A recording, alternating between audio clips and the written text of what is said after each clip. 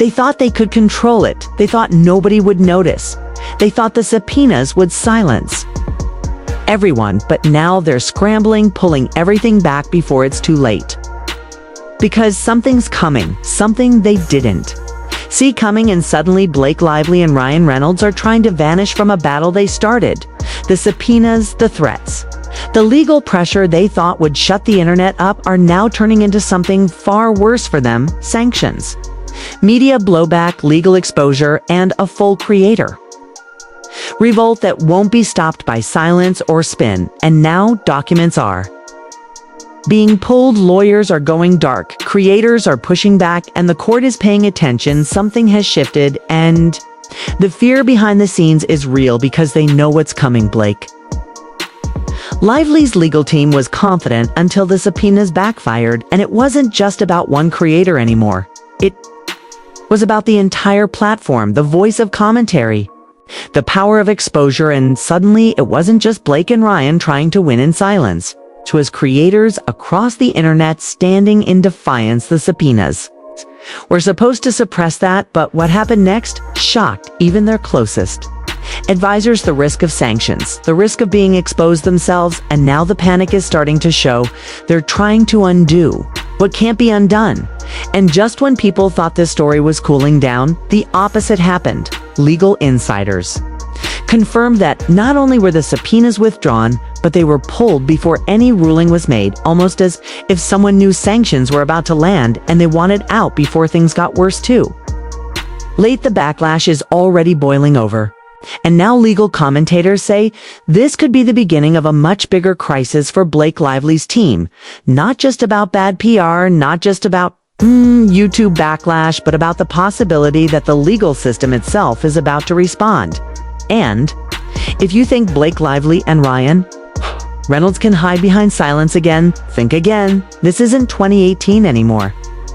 The internet has changed, and every move is under a microscope. They're legal. Maneuvering might have worked behind closed doors once, but not now, not when documents are surfacing, not when creators are uniting, not when truth matters more than celebrity. And now they're scared, really scared, not just because of the public pressure, but because their entire strategy is falling apart. In real time, the subpoenas were their weapon. Now they've become the evidence, but it's not over, not even close.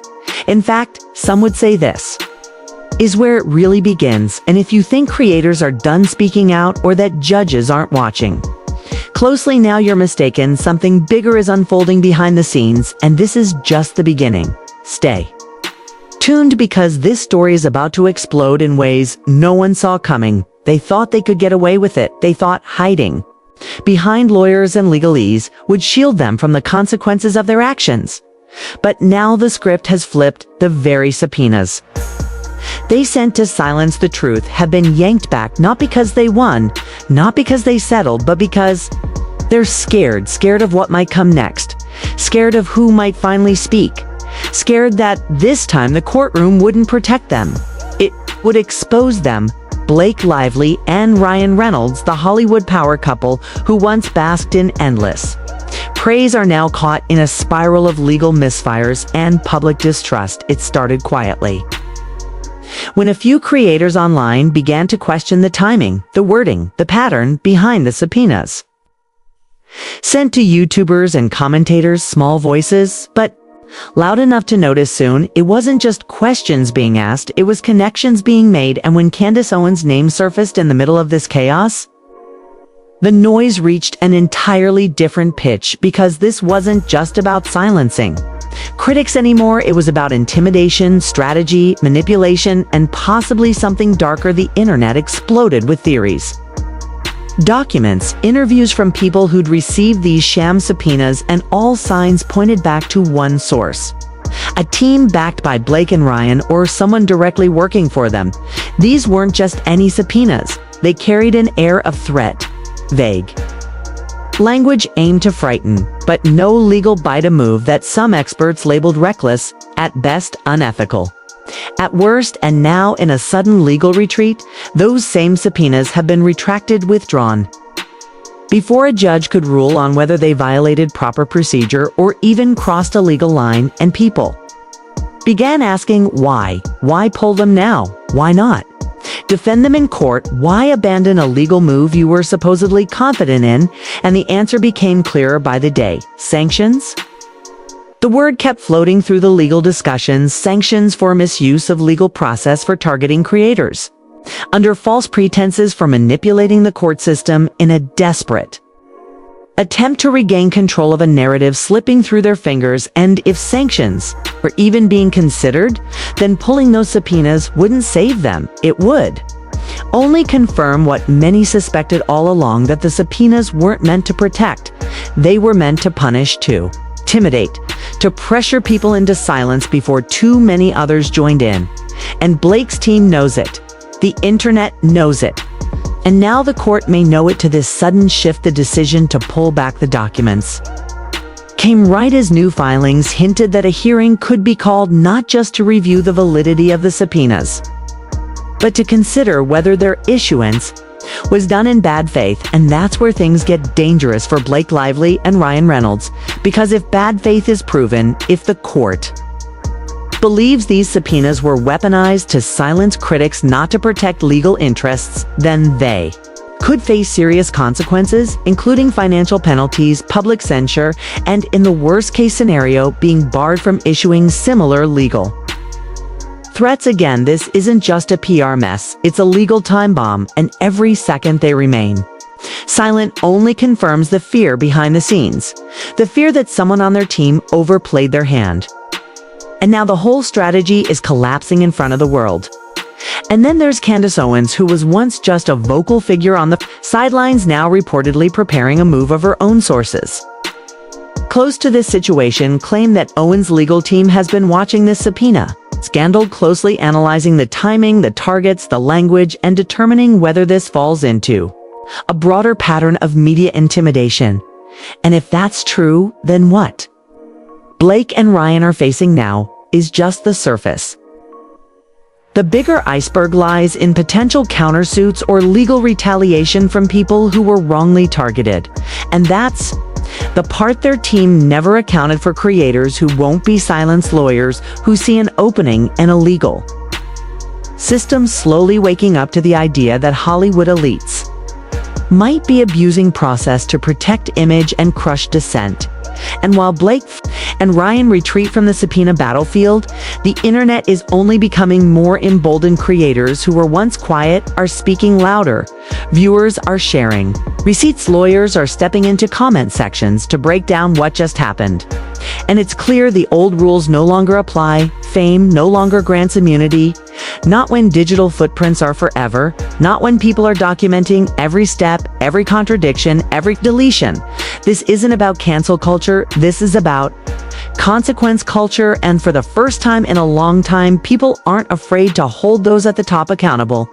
And the fact that the subpoenas were pulled before a hearing says more than any press release could. It says they were scared. Scared of what a judge might say, scared of what discovery might reveal, scared of how far this would spiral if they kept pushing, because subpoenas mean evidence, subpoenas mean testimony, and the last thing they wanted was for those conversations to be made public in court. That's what they feared the most. Not losing in court, but being exposed by it. And now that fear is guiding every step. Silence, retraction, containment, but none of it is working. The story has grown beyond their control. And now the narrative is being written by the very people they tried to suppress. And this is just part one of what could become the biggest legal unraveling of their careers. Because the court of law may move slowly, but the court of public opinion moves fast, and right now it's unforgiving. And just when the courtroom buzz seemed to settle, just when people thought they had seen the peak of the drama unfolding around Blake Lively and Ryan Reynolds, something even more unexpected happened. The subpoenas were gone suddenly, quietly, as if they had never been filed in the first place. There was no press conference, no grand announcement, no camera flashes capturing a team of lawyers storming out of the courthouse. Instead, what unfolded behind closed doors was a retreat, swift, strategic, and almost invisible at first, but not invisible enough to go unnoticed by those watching closely, those who had been following the events of this escalating conflict between Hollywood's golden couple and a growing number of creators, journalists, and observers started connecting the dots, the narrative that had been carefully built over months, perhaps longer, was beginning to show signs of cracks. Something had shifted, and it wasn't just the legal papers that vanished. It was the tone, the posture, the entire rhythm of the fight itself. Ryan, who had always seemed cool under pressure, reportedly become more hands-on behind the scenes. Not on camera, not in interviews, but in the legal boardrooms and digital damage control teams. The same charm that made them darlings of Hollywood was now being scrutinized under a different kind of lens.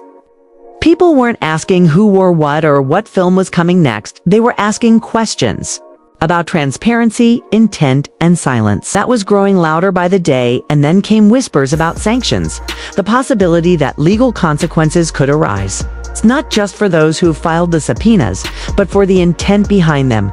Because if a subpoena is issued with the purpose of silencing creators instead of gathering legitimate evidence, it crosses a line, a legal and ethical one, and multiple voices from the legal world began raising these very points. Not just content creators or commentators, but actual attorneys began to quietly question the justification behind the documents that had been sent to several online personalities. It wasn't just a YouTube issue anymore. It was becoming something far more complicated. Blake's legal team maintained a firm no comment response, which ironically only added to the growing curiosity, because sometimes saying nothing speaks volumes. Meanwhile, creators would initially stayed silent out of fear or uncertainty were beginning to speak, not in outrage, but in detail. They shared screenshots, emails, timelines. Many made efforts to keep their tone calm, measured, and focused, because this wasn't about canceling. It was about clarifying and protecting their right to speak freely within the bounds of the law. As more details emerged, it became clearer that the subpoenas may have had more to do with controlling a narrative than actually pursuing justice. And that's where the concern grew for many watching, especially those who rely on platforms like YouTube for their teen. It failed there, not computer for their teen.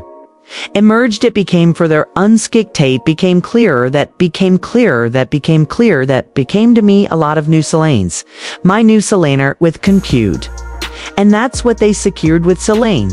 With Concute Salady, LFA qua concludi to see where I confide. Where we see so we see to see with the when you see with sorry with can you like a concor I do we to get to me to we can eat a we cue to me with to me you can go on to the we could kick to cock we with you could kick the cafe will in you deck with I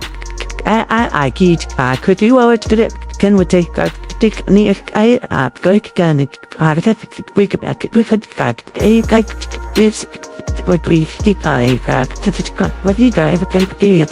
livelihoods. The power dynamic became starkly visible. What happens when people with immense reach and resources turn their attention toward independent creators? The worry wasn't just about one or two channels, it was about precedent and about whether these tools of legal pressure were being used ethically or merely strategically. Meanwhile, sources close to the courtroom proceedings shared that judges were also beginning to take notice, not because the headline said so, but because motions had been filed, requests had been made, counter-arguments were presented, and legal experts knew this was no longer a media spectacle. It had moved into the core of due process.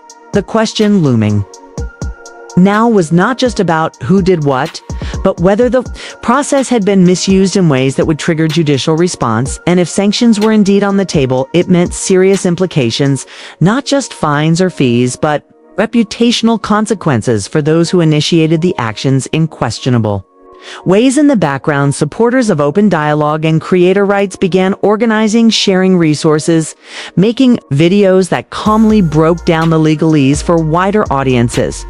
A wave of transparency was rolling in, and it was becoming harder and harder to ignore it with each passing day. Meanwhile, Blake and Ryan's public presence noticeably decreased. Fewer appearances, fewer posts. The calculated quietness spoke to many as either strategy or reflection, but to the growing audience following The case, it only confirmed that something significant was happening, something more than just a withdrawn subpoena, something that had shifted the public's understanding of what influence means and how far it should stretch, and perhaps the most interesting part was how many people who once dismissed the controversy began to return and watch more closely. The narrative had changed. This was no longer about gossip or drama, it was about fairness, balance, and consequences. And with creators rising not in anger but in purpose, the final chapters of this story seemed not yet written, because the subpoenas may be pulled, but the questions they raised were not going anywhere. Not now, and definitely not before full clarity was reached. But the storm didn't stop with the withdrawal of those subpoenas. In fact, that moment marked the point where the deeper unraveling began, because now people wanted answers, not statements, not rehearsed press blurbs, but raw, real, documented answers. What exactly were Blake Lively and Ryan Reynolds hoping to find in those subpoenas? And more importantly, what were they trying to stop? And as legal analysts quietly pointed out, the timing of the withdrawal felt far from coincidental, because just days earlier, multiple creators had begun preparing filings of their own, not defensive responses, but offensive moves, transparency, petitions, requests for the court to unseal parts of the record, and even inquiries into whether the original subpoenas were part of a broader smear suppression effort rather than a legitimate case strategy. This wasn't just reactive. Any more creators were building coalitions, former rivals, and competing voices on YouTube began collaborating, appearing on each other's streams, exchanging legal notes, pooling resources in a way that turned fragmented reactions into something coordinated and powerful. And for the first time, the spotlight turned not just on Blake and Ryan as celebrities, but on the people surrounding them, the lawyers, the consultants, the firms and PR agents who had allegedly guided every step of the legal campaign. And some of those connections were beginning to raise serious eyebrows. One name in particular, a high-powered crisis manager who had worked with multiple Alistairs in the past, quietly disappeared from the team's known roster, fueling rumors that even insiders were distancing themselves from what had now become an escalating Morty seed PR nightmare. And then came the leaks, not tabloid rumors, but actual documentation, screenshots, email trails, internal memos suddenly appearing online in carefully redacted form. And what those documents suggested was that the subpoenas may have been less about gathering information for a legal defense and more about targeting creators who had been particularly effective in shaping the online narrative, creators who had gone viral with thoughtful breakdowns, timelines, and commentary were seemingly prioritized on a so-called watch list. And while nothing in the documents outright confirmed a smear campaign, the implications were heavy. It looked strategic, coordinated, and undeniably personal. Creators who were once afraid to speak began to find their voices again, not in rage, but in unity. Lawyers stepped in, offering pro bono help. Nonprofits released guides on subpoena responses, and more people outside of YouTube began to care. Journalists from mainstream outlets who had initially ignored the story started making quiet calls to sources asking what exactly had gone on behind the scenes. And then a bombshell, a motion filed by a legal watchdog organization asking the court to formally investigate the circumstances around the withdrawn subpoenas, citing potential misuse of legal tools to stifle protected speech. The motion didn't name Blake or Ryan directly, but everyone knew what it was referencing. And that's when the legal pressure began to swing back. The very tool used to try and quiet creators was now being used to question the motives of those who wielded it. Because in the eyes of the law, if subpoenas were issued for illegitimate reasons, that's not just bad optics. It could be a violation of legal ethics and a potential abuse of process. And if proven, it could bring sanctions, both financial and professional, on the lawyers involved. And while Blake and Ryan hadn't publicly commented on any of it, their silence became a story of its own. Their fan base split, some still loyal, others openly disappointed. Influencers who had once praised the couple for their wit And activism now hesitated, unsure of what to say and whether their support had been misplaced, and this silence became deafening when paired with a wave of digital actions. Creators quietly began uploading backup copies of their content, archiving messages, screenshots, and community posts in anticipation of what many felt was coming next. A legal pivot, a final desperate attempt to reassert control, but what they didn't expect was the cultural shift already in motion. Creators who had once been marginalized or mocked were now getting mainstream attention, podcast interviews, digital roundtables, even brief mentions on late-night segments, not mocking them, but questioning the power dynamics that had led to this moment, and for the first time, it felt like the tide was turning, not just legally, but socially. People were asking harder questions about the influence celebrities wield in the digital space and whether their fame gives them unfair power in conflicts with smaller independent voices. This wasn't just about Blake and Ryan anymore. This was about every creator who had ever been threatened for telling a story that didn't align with a celebrity's narrative. And with each day, more stories surfaced, not just about this case, but about others like it. The timing was too sharp to ignore. And for those watching closely, the pattern was clear. People were done being afraid, and those subpoenas may have been pulled, but they had already unleashed something bigger than anyone anticipated. And now, even if the legal fight ends, the reckoning had only just begun. So now, as the dust begins to settle and the echoes of pulled subpoenas still rattle through courtrooms and comment sections alike, there's one question on everyone's mind. Did Blake Lively and Ryan Reynolds truly believe they could erase the internet's memory with legal pressure? Or did they never imagine their actions would provoke this kind of backlash? Because what started as a few creators raising eyebrows turned into a tidal wave of resistance that exposed more than just legal tactics. It revealed a growing distrust in the illusion of celebrity innocence, the curated personas, the polished apologies, the carefully timed PR moves. All of it began to feel hollow when placed against the raw, determined voices of those who refused to be silenced. And the irony is brutal.